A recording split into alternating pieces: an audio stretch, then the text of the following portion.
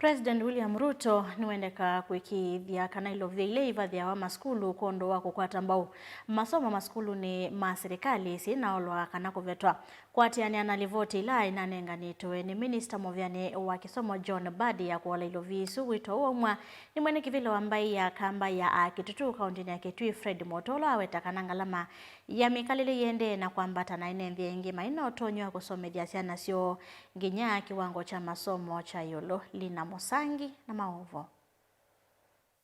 Ilani yetu iende mbele, haki itendeke.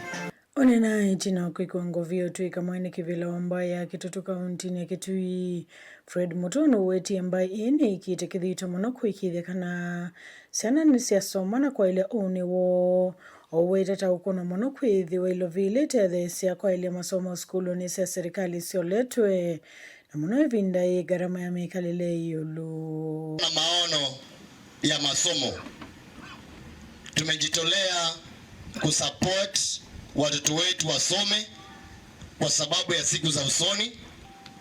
Tuwe na viongozi, tuwe na watu wa maana katika nchi yetu, tuwe na watu wa kuilinda nchi yetu, na pia tuwe na watu ambao wanaweza kujimudu katika maisha.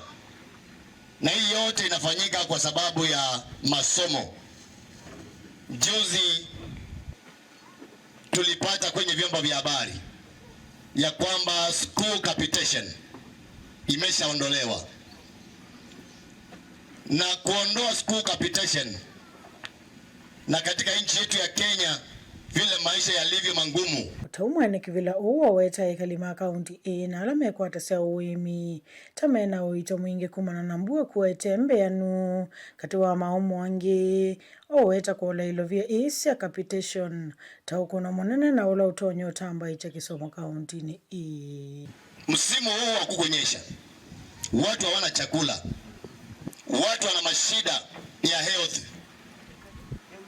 Tunajua ile shida tunapata katika SHA, mali kwingi haifanyi kazi, na kule inafanya kazi inafanya kwa kipimo cha chini sana. Unapata mtu ni mnguzi lakini hawezi akajimudu katika matibabu.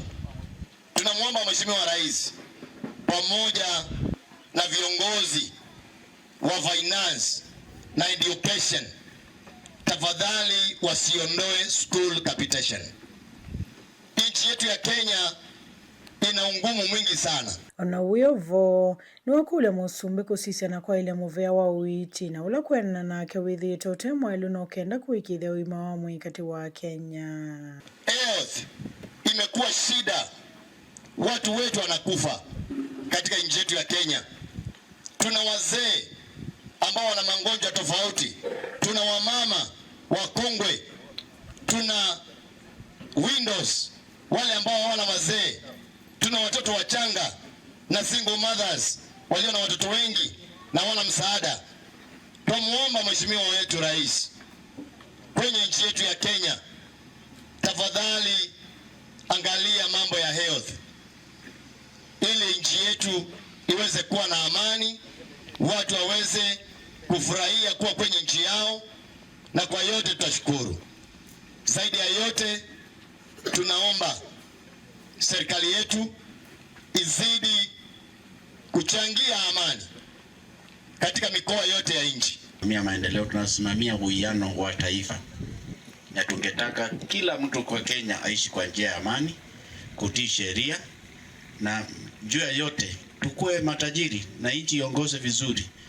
Mambo ya mvutano, mambo ya vita, mambo ya kuuana, mambo ya chuki kwa kilani yote na watu wote wa Kenya sisi hatutaki.